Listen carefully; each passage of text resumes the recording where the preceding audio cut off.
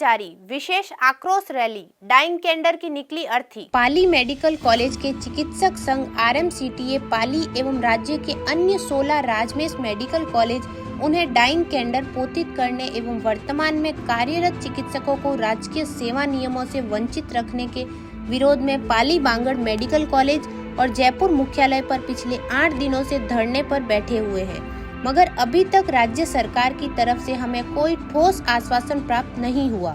इसी के चलते सोमवार को अपने धरने को और उग्र करते हुए मेडिकल संगठनों के समर्थन के साथ धरना स्थल से विशाल आक्रोश रैली निकाली गई। ये रैली शहर के बांगड़ अस्पताल से शुरू हुई, जो शहर के हृदय सूरजपोल जिला कलेक्टर परिषद से होते हुए हिंदू सेवा मंडल अंबेडकर सर्कल से होते हुए आयोजक स्थल पर जाकर समाप्त हुई।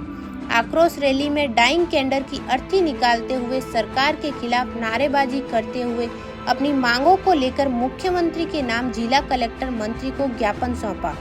संगठन के अध्यक्ष OP सुथार और RK विश्नोई ने बताया कि सरकार से विभिन्न मांगों को लेकर हम पिछले 8 दिनों से जिला मुख्यालय और जयपुर मुख्यालय पर हमारे संगठन के पदाधिकारी सहित चिकित्सक धरने पर बैठे हैं, लेकिन सरकार हमारी ओर ध्यान नहीं दे रही। इसी के चलते आज हमने अपने धरने को उग्र करते हुए सोमवार को मौन रैली निकाली गई। स्मॉल रैली में मेडिकल संबंधित सभी संगठनों का हमें समर्थन प्राप्त हुआ, जिसे हम आभार प्रकट करते हैं। हम यह लड़ाई पिछले कई लंबे समय से लड़ रहे हैं। ना तो पिछली सरकार ने हमारी मांगों को गंभीरता से लिया और ना ही ये सरकार ले रही है।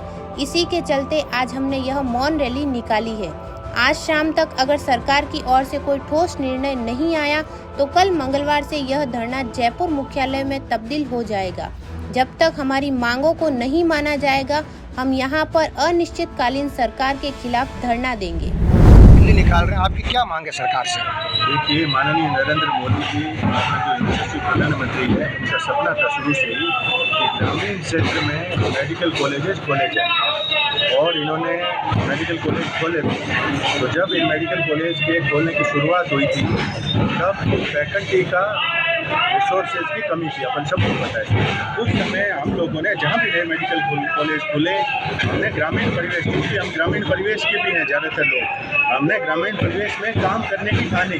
हमारे मन में लोगों की सेवा करने की भावना थी, और हम पिछले 7 सालों से हमने इन कॉलेजेस को एस्टेब्लिश किया, और हम जो स्टैंडर्ड थे उनका ऊपर उठाया मेडिकल कॉलेज के हिसाब से ग्रामीण क्षेत्र में होते हुए भी।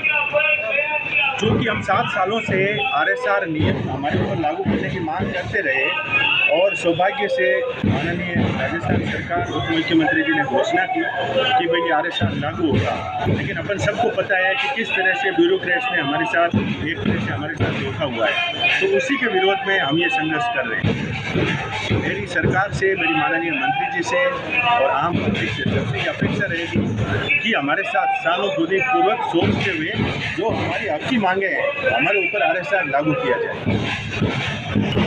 सर, ये जो आज रैली निकाली आपने, उसका क्या कारण है और आपकी सरकार से क्या मांग है?